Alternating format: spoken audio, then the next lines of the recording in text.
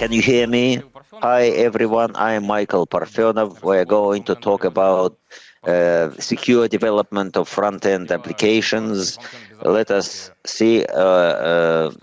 discuss content security in Russia and what we can do about it. A few words about myself. I am in cybersecurity for 10 years. 5 years as AppSec architect of DevSecOps.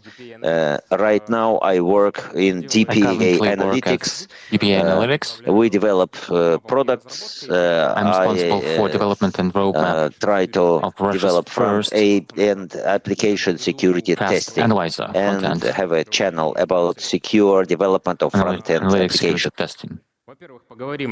I'm also a community lead. Today we'll be speaking about specific features of front-end security for apps. I'll showcase our research into security of Russian front-end apps. We'll be speaking about our proprietary threat modeling framework for front-end, and then we'll be applying behavior analysis to achieve secure by design. Front-end is a blind spot for InfoSec. It's a given. You might have heard me last year at PH Days or in fall at SafeCode, where I delved into this more, but I'll give you a bullet point view. Secure development for front-end and back-end, we use SAST, DAST, OCA, SCA, and some vulnerabilities can be missed, or there is a transitive zero-day. The backend is secured on the perimeter level. WAF and GFW. Even if it misses an attack, we have EDR container security, anomalies, SOC, CM. There are additional lines of defense that provide us a safety net, but then you get to front end. It's user-side. There is a browser. We send a JavaScript file, a good bundle, 10, 100, 300 transitive dependencies. And then we never know what happens next. Front end is a blind spot, as I mentioned. And then it gets even worse. Some of front-end code can be loaded dynamically in the browser's runtime. This can be third-party CDNs or partner services like Analytics, and then JavaScript can import code dynamically into the page. In the classical sense, breaking front-end doesn't make more sense. It's a white box running in the browser. You need a different angle for front-end security. For example, what if the attacker were able to deliver malicious code within our app? Why would they do this? What's the snatch? They can steal data, they can add malicious modules to the page, they can do transactions or actions on behalf of the user, like share, repost, or something to do with money. Then there is front-end phishing. That's one of the more destructive attacks. Most of the drills or trainings tell you that check the domain name, the address line. But in real life, you open a legitimate app, and then in the name of your company, there might be a phishing element. Just one element. Enter your details, you'll get a bonus. Then users' browsers can be used for cryptocurrency mining, and then users can be infected through browser vulnerabilities. Just this year alone, to date, there were a couple of 0 days in Chrome. If malicious code is integrated into popular services, this can be used to deliver malware and then jump to some corporate environments as well. So what are the vectors? First and foremost, dependencies. This is one of the more problematic packet managers. There can be hundreds or thousands of dependencies in JavaScript. Then you have compromised external services. If you use some analytics, they are compromised and there is malicious code, you'll execute it. Google Tag Manager or similar services. If the Google account is hacked, there are triggers to integrate malicious code into your page. Then web server breach, it's attacked on the back end, but then monetization happens on the front end. Then there are bad actors on the inside, developers, marketing professionals, admins who have access to front-end code. And then there can be unintended bad actions. Developers copy code from online or from LLMs. Here are some cases. The first front-end-based supply chain attack that was widely publicized happened in 2017. Ticketmaster of the UK was hacked through a third-party analytics. They integrated a sniffer into that. It's been active for 8 months, and they stole bank card details of more than 40,000 users over that 8 months. And there were actual debits to those cards. Investigation has revealed that. 2017, I remember the day, that morning, that I fire up my laptop at work, and I saw cover publishing that there was a malicious iframe on Gossuslugi, the Russian government services portal. We saw it firsthand, yeah, but it was eliminated quickly. Then, next year, British Airways got hacked back-end. There were static JavaScript files. Again, a sniffer. It was up for 15 days. They stole more than 300,000 bank cards. Similar attacks were mounted on hundreds and thousands of online shops. CMS vulnerabilities were used to get in, and monetization happened in the front end. In 2019, according to the Russian monitoring agency, there were JavaScript miners on the Russian government websites. Next year, attackers became more covert. They added their own code into Google Tag Manager, and through this, they added sniffer as a pass-through. 2022, as Russian audience you'd be aware, one of the Russian marketing analytics services was hacked. A lot of companies were affected. It was a political action, so it was 1 or 3 days, and the websites were defaced. But if the intent of the attack were monetization, it would be more covert. The budget from the Ministry of Economic Development was hacked like that, and whoever used that budget were affected. Last year, Polyfill.js, a library and a service, is quite curious as a case because developers added malicious code on their own. They redirected users to online bookies websites during the night. That's the developers monetizing their own service. There were complaints on GitHub overnight, but it has been out for 3 months. So malicious code ran on hundreds of thousands of devices. Last year, there was another library, LatiPlayer. It was a phishing attack. A developer's account was hacked, and then they published a version of the library, including malicious code in their name. As you entered the page, there was a form asking for your cryptocurrency wallet to operate the service. It was noticed in 3 days, but some people fell for it, and it's estimated that the losses were over $700,000. A similar case, but with Solana, they had a front-end library, including malicious software, several $100,000 in losses again. Again, front-end is a blind spot. Actual defenses and analyzers cannot identify current threats except for NPM.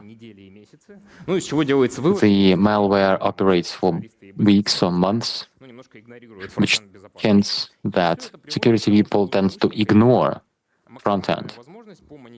Attackers thus get more opportunities to monetize their attacks. This gave us an idea to research front-end security in Russia. Our approach was as follows. We sampled 3,000 publicly available front-ends, different sectors of the industry, of the economy, IT, services, media, banks, telecoms, remote banking as well, your personal accounts online. And then we have a separate category for Russian integrators and security vendors. More than 3,000 commercial apps, all publicly available. We used our fast analyzer on this. It's a front-end sandbox. It used a real browser to go to those front-end applications and never loaded the app itself. It just collected data for a minute. It was Q2 2025. Here are some high-level stats. The average number of scripts on a page is 49. Its average size is 3.3 megabytes. Then, 83% of front-end apps use third-party scripts, third-party hosts. 64% use third-party hosts that are outside of Russia. The average network requests from these front-end apps is 14. Over 70% of apps call foreign services. 35% of pages have iframes from foreign hosts on their pages, and almost half, 49% of apps, call the eval function, very popular among attackers. If your app uses this function, you cannot properly configure content security policies, and it harms your security in a big way. A few words about content security policy. 25% of apps have this header. That seems reasonable, but then we looked into this, and the configuration is scored at 7 out of 100. Sub-security integrity is used by just 2%. Browser console errors were present in 45% of cases. From experience, I can say that it's quite curious. I open the browser console in Chrome pretty frequently, and we see a lot of errors there in many apps. It's not good. More than half. Google Tag Manager, 26%, 38% for Google Analytics. Yandex Metrics, 72%, which is good. But Yandex Metrics with Web Advisor enabled is 37%, and it collects a lot of data, which is not good. Here are some highlights. To the right is the total. The rightmost column is the overall score. And then there is, to the left, breakdown by industry. Third, from the right, will always be lower because these are remote banking systems. It's usually somewhat better than the rest. So, foreign hosts and scripts taken from there. Most of apps use it. But it's still not zero in online banking, 9%. Network requests. Online media perform the poorest.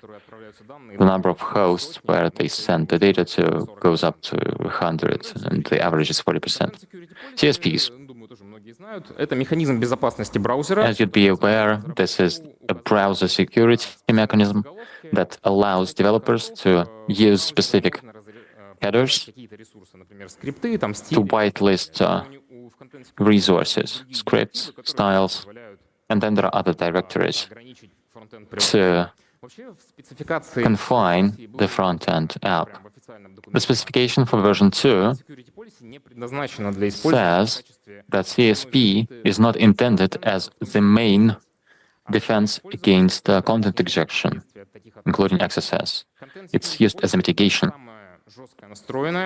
Even the strictest CSP doesn't prevent leaks from frontends.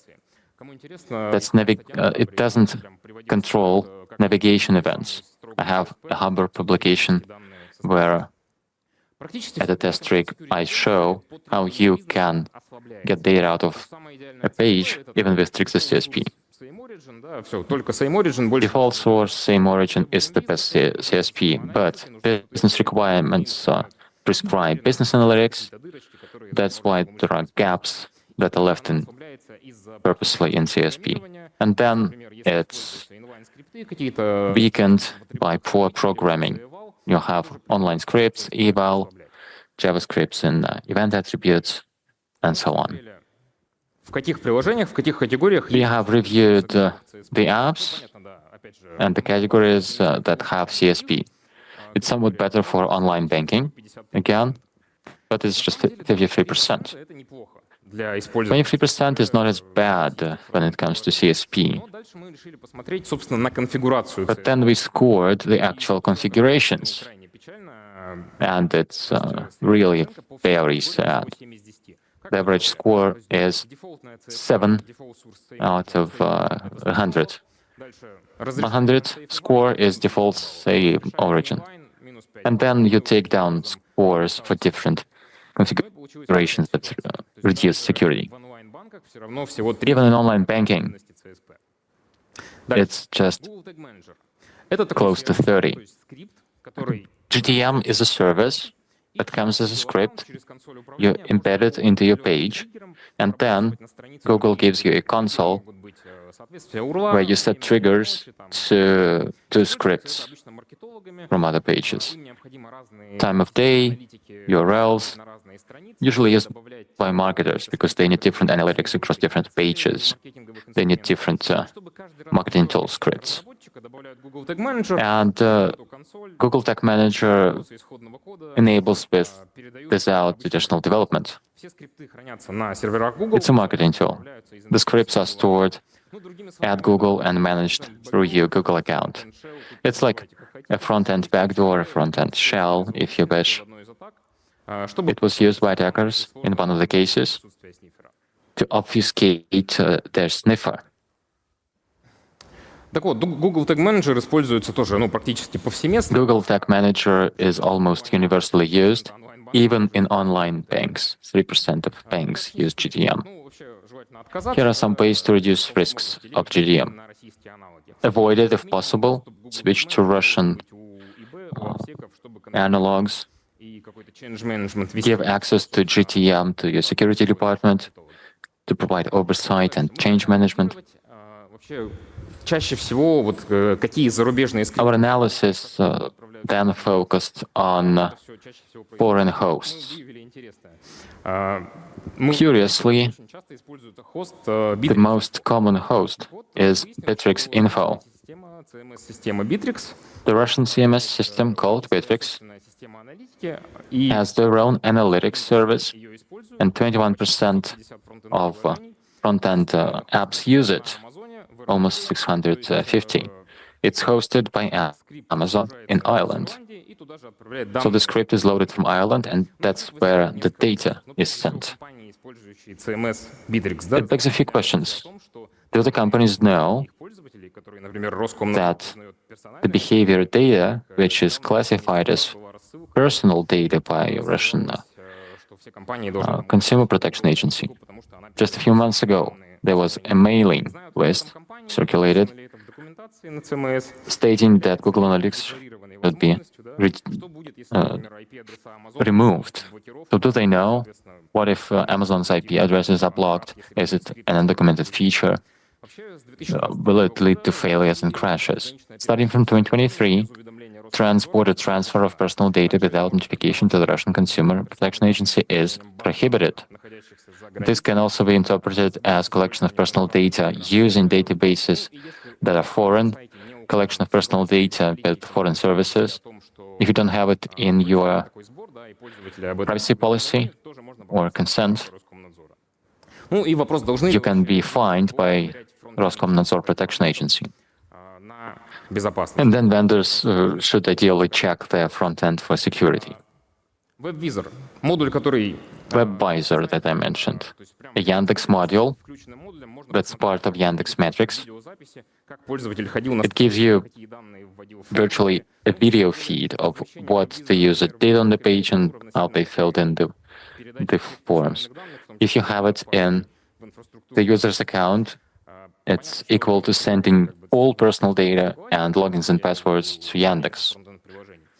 Front-end owners consent to this, but if an attacker does this, integrate their own module, they can use Yandex infrastructure to snoop the data. HTML comments. I saw a lot of funny ones. Some are innocuous, others can be dangerous. 2FA is temporarily disabled as per request of business user. Tester code password 123. Just clean up the comments in HTML before you publish it, right? We have a methodology to score front-end security. It's 100 points scale. There are different criteria that are weighted. That's what we get. The average across all industries is 39 out of 100. That's not a pass. Online banks score 77, which is some ways towards the ideal still. How to interpret this score? That's important. If you have GTM or if you send data transporter, it's not an incident, especially if you know that you're doing this. But this doesn't reduce the risk if you had it approved. By knowing about this is that you carry out regular in-depth analysis of the app, you manage the changes, and you get alerts about unsanctioned changes. That's what we mean by you know and you're aware. You can use our fast analyzer for this. It'll have a scan cycle of 6 to 12 hours, and then your score will go up 40 points, for example. Still not ideal, but you are on the situation. Here is a real-life case, eval. There is a corporate anti-fraud system that uses it legitimately, but then you have a transitive dependency, you get malicious code that uses the same function to do the attack. An in-depth analysis can show you who initiated this, what was the argument to the function, and a second such call to eval that's not legitimate will be detected. Why is the landscape so poor? I think people do not recognize the threats. That's the reason. How can you model threats for front-end? There are generic methodologies, Pasta, Terra, Stride, Dread. They're generic. There are tools that are a bit more interesting, and the threat catalogs. Starting with the tools. You know, Microsoft threat models, OWASP, similar tool. They don't usually include the browser part, actually. Or they highlight it as a spoofing threat. So there isn't much insight into front-end. These tools are more suitable for IT systems where you have an infrastructure and internal connections. Then you have catalogs like Mitra. We've looked at all the threats and classified them into 3 buckets: front-end, front-end plus back-end, and universal. Just front-end is DOM-based XSS, click-checking, content spoofing, and things like that. Then you add back-end, it's a bit more, and then there are universal threats. Phishing is universal. But when you hear phishing, do you ever think about front-end? Screen capture if it's unauthorized, or audio recording for the mic. I don't think anybody thinks about front-end in this context. Then you have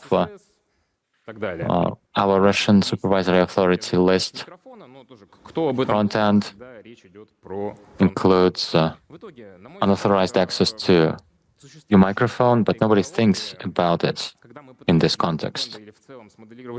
So existing catalogs of threats models leads to a complete lack of awareness of the vectors or the consequences. I've heard it in my own experience from developers, security guys, OPSEC people. It's all user side. What's there to hack? Well, we've developed our own threat modeling net framework with risks and mitigations. We have threats, vectors, consequences, or impacts. We're trying to describe it in plain language. We have 75 plus threats. So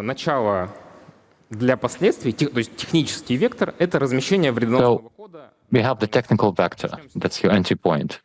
One of them. That's how you place malicious code on the page. The impacts, data leaks, phishing, mining, infecting users' devices, and black SEO.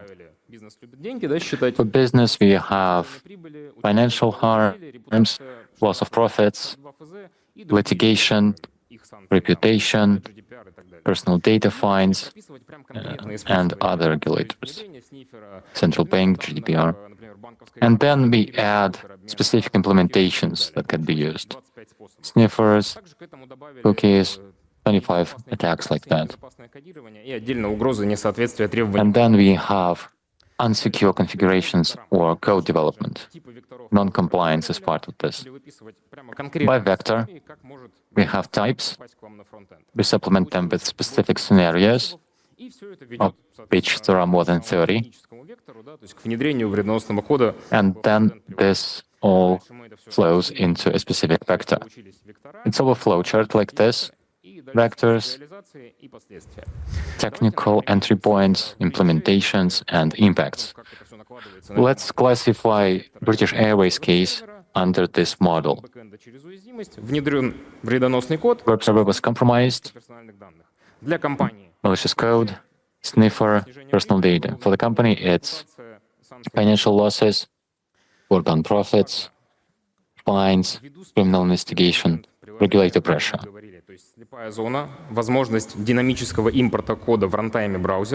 Again, as a blind spot that imports elements dynamically in the browser, we will have to mitigate not just the vectors, but the impacts as well. You cannot always address it through vectors. Again, 90% of mitigation is done through observability.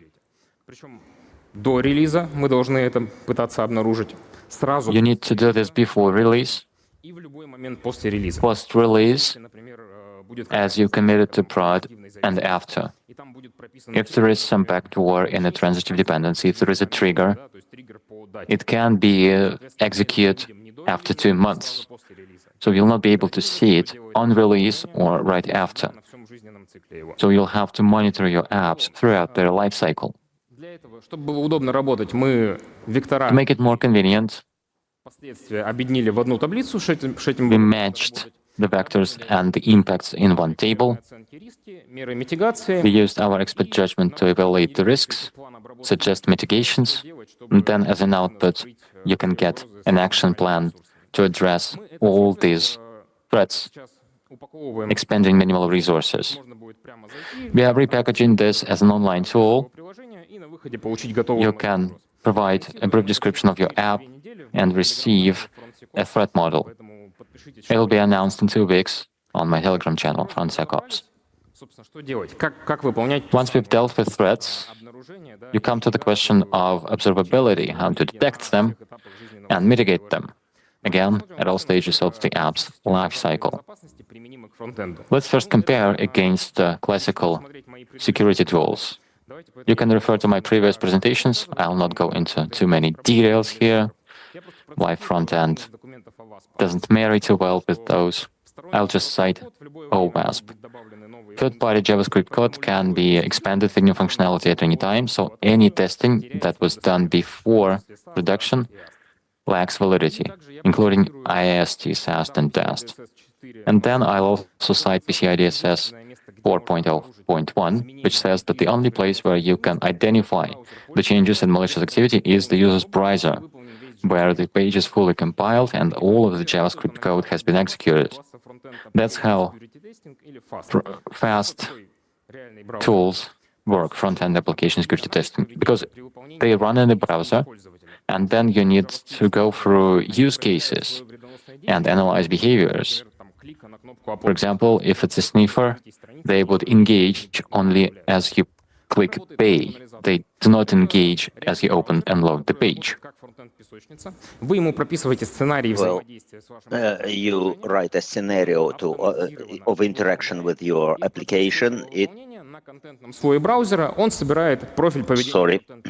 So it connects to the application and develops the process of interaction, and it looks for sensitive data, personal data, critical data. All that is a profile, behavior profile. There is a white list what is allowed, and if subsequent scan confirms that any deviation is an incident. So there are no false false positives. If something is wrong, it's the incident or a big change or in the logic which should have been agreed upon. If data went to a different host which wasn't the destination before. Front-end applications today is an important target for intruders, which provides them with real monetization. So we have to ask a question: am I sure what my front-end application is doing right now?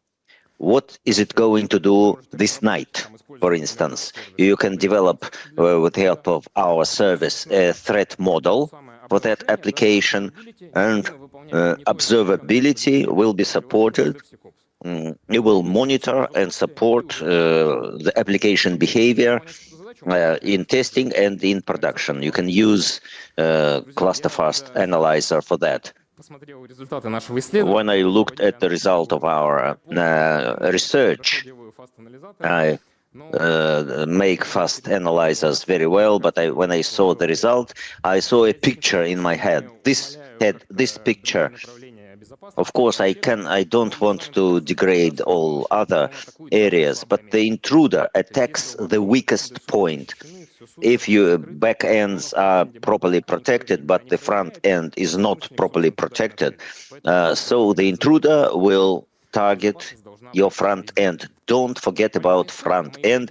Security should be everywhere. These are the links to my previous reports, and I have a Telegram channel, DevSecOps. In 2 weeks, we're going to publish the service for threat modeling, as well as full-scale results of our research.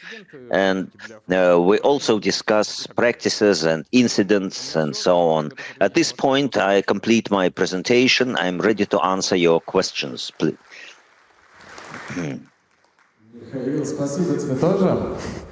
Thank you. Now, it's time for questions and answers. Hello. Thank you very much for your presentation. The question is like this. Apart from front-end application security, what about host-based security tools? Can they help?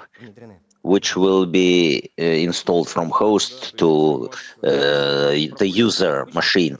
If we talk about usual internet users, no, we cannot affect them. If you talk about enterprise users, then it depends on the vector. If the front end generates an Office document with exploit, if there is a certain exploit, so the antivirus, enterprise-based antivirus could help. If it goes to the workstation, then XDR can help. Front-end phishing, if a person clicks to some link and then the attack will be channeled through another route, the host wouldn't help. If I got you right, the problem can be split into two parts. One is about the code interpreted by the browser, and second, vulnerabilities of the browser. So your analyzer solves the first part of the problem. Browser vulnerabilities is only one of numerous methods of monetization for hackers. So we disclose anomalies as early as possible at secure by design level or in production when we see what external services are doing. If you look at the incidents that we know, the code was there for 3 months, for 8 months, you'll get the result in an hour.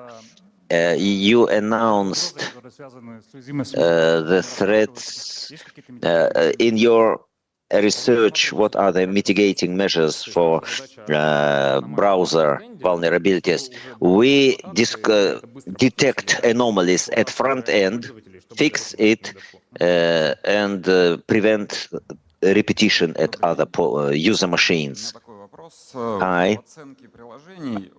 In evaluating applications, DVO were quite different. Did you try to make a research without them? Well, on average, we had 39. All of them 30 to 35, DVO 77. If you eliminate 77, it will be about 33, because that was the average for everybody else. Yes, but in reality, everything is worse. Yes, that's true. These are huge companies with security departments. If you take Runet, everything is worse. Hi, thank you for the presentation. If I got you right, PASP is a dynamic analysis using the existing scenarios. So there are certain conditions which trigger reactions. But if something is not planned, then you can... What about statistical analysis when we deploy all kind of dependencies and see the code which is executed and find the branches which are not described by the scenario? FASP is a dynamic analysis because it works with a ready-made application. One of the entities of behavior is inventory of the element, full inventory of all scripts, including dynamically executed. SASP, no, because it has problems with JavaScript. XHR, for instance, for sending data for external hosts. In JavaScript, you can invoke a certain entity without naming it. You can... So SASP is not very efficient here. It's better to use not the code, but the behavior rather, and we'll find what we need. What about delayed triggers? FASP web API, save timeout, save interval. Even if malicious code is not launched right now, we shall see the anomaly because of the new triggers, new set intervals, and so on. Okay, thank you. Michael, hello. Before asking a question, there is one comment. You analyzed 3,100 front-end applications. What is the percentage of authorized ones? Well, we analyzed only public pages, one page. If it's a personal cabinet, we regarded only the entry page, no more. So it's entry plus DBO. Then the question, is it so important to protect front end of the SME applications where you cannot steal anything? Maybe an additional media applications, mass media applications, what can be wrong here? You can skip it. Well, medical applications, okay. The insurance policy, okay. Yes. What about media? They are not specialized on user data. Well, you have to protect everything. Otherwise, it's an irresponsible approach. For example, there is a certain media site, 100,000 people go there, there is an exploit there, and 100,000 people a day will get the malicious code. This is not acceptable. It may be any side. We have to protect our reputation and protect users in all cases. That's important. So, of course, you can attach 10 security guards to each and every person, but is it feasible? No, I don't agree with you. Why 10 security persons? It depends on the cost. Security guard is a great cost, is a great resource, but if you just monitor something, so it's not as important, as costly. You announced your tool as a tool for analysis of public services, talking about enterprise services. Enterprises with web for internal users would use your tool. It would be interesting for them. Then talking about web, which is available to a limited number of users, are you going to offer your service to enterprise customers with interface inside the perimeter and outside? Well, we had a research for public applications, but the product is local. It's an on-premise tool. If you are an enterprise, you can scan your internal network within your perimeter. It's a critical for enterprises. It's a tool for them. Hi, thank you for the interesting presentation about front-end applications. We talked about JavaScript, which contains 99% of vulnerabilities, templates that we have to clean the comment. What is my question? CSS becomes more and more functional, and is it one more blind zone which can be used to break the front end? Yes, you are right. CSS, JavaScript, browser is growing, ever-growing attack surface. CSS, JavaScript fast closes all problems of the front end, because if an intruder tries to keep the data from the bank card through a style in get parameter, Fast uses CSS as well at the content layer. It will fix the intruder in all kind of attacks. WebAssembler and all new things are taken into account. Hi. Yes, I wanted to ask you about scripts connected, published scripts. So Google Analytics, we have to delete it now, but do we have such external scripts with risks in PDN? Do you have any register so that we could from time to time check the scripts, that this script is bad and don't use it anymore, delete it from applications? No, we don't have such a register, but Fast Analyzer will show you the geography. You will see where the host is located, in which country. If it's a foreign service, pay attention, go to developers. Is it legitimate or not? Maybe you have a malicious code already operating.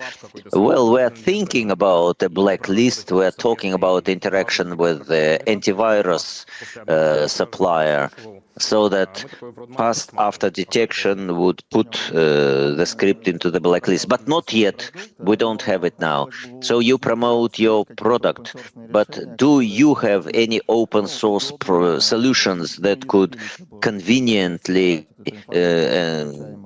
collect information about all connected scripts and analyze it? No, we don't have it in open source. In open source, we'll have a framework for threat modeling. We'll make it public. Then, what you will have in Telegram, will that be free?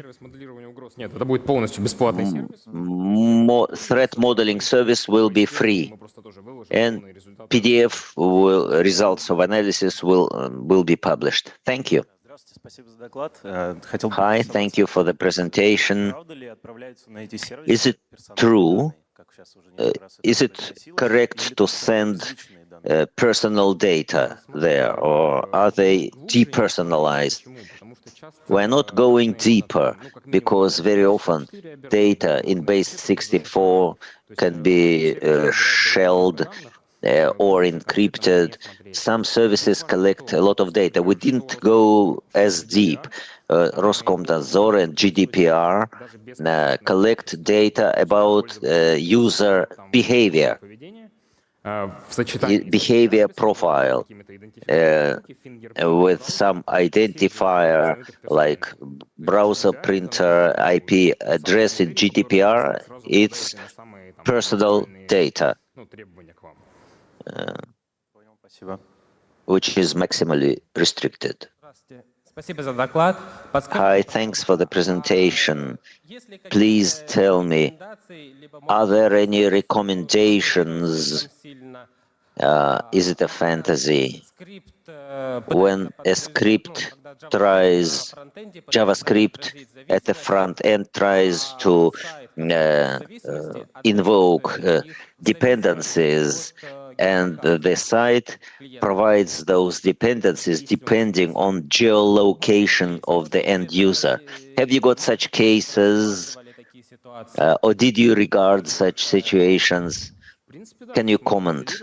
In principle, yes, we had such a model. We have geolocation JavaScript, or you can look at the time zone.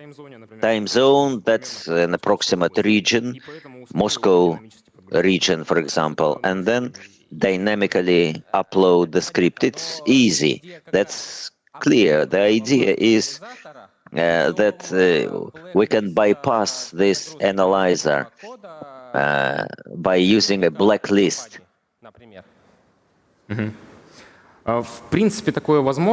Well, in principle, we can do it, but we shall have a trigger there, a certain function, region or time zone, IP address. Well, if we talk about a front end, if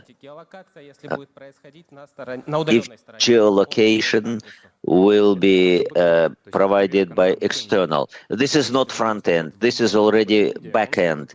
If you have a malicious code in back end, then yes. So it depends on the provider. The question is how the front-end script could understand who the provider is. For example, we call from a certain address, and a remote address looks at it and says, this is IP address of a bank, for example. And we can provide dependency which relates to a bank. It's front end plus back end. Is that right? Well, it's not our back end, it's back end of the provider. If back end is also compromised, yes, it's possible. No, not us, it's the provider. If we send good script unchanged, but it is connected to external dependence, and the external dependencies depend on geolocation. Well, I got you. So the provider somewhere inserts additional code in the script.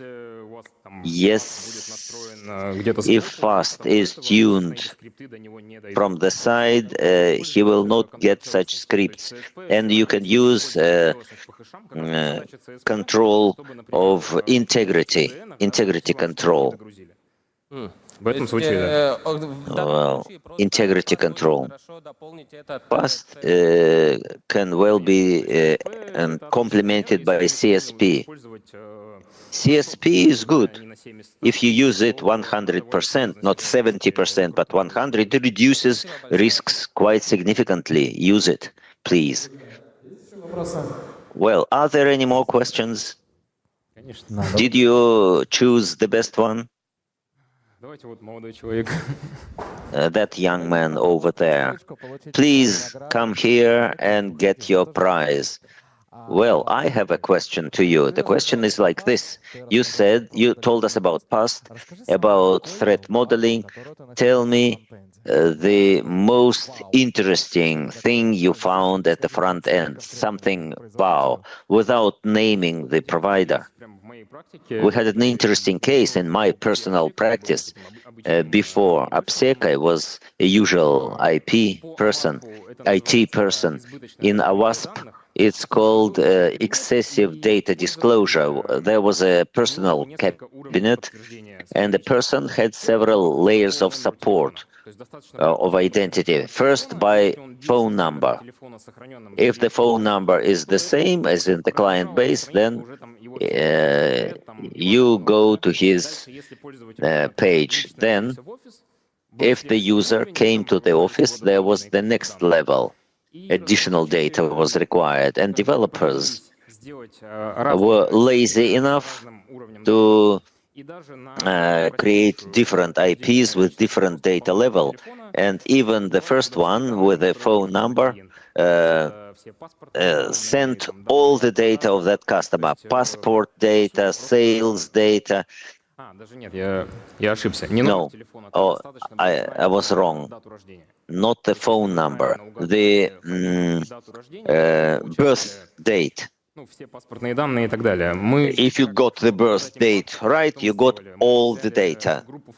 We took a group in contact with the customers, and we parsed full name and birth date and wrote a script which took the name, surname, date, month, and in one night we collected passport data of tens of thousands of people. So then we added additional authorization levels and closed the gap.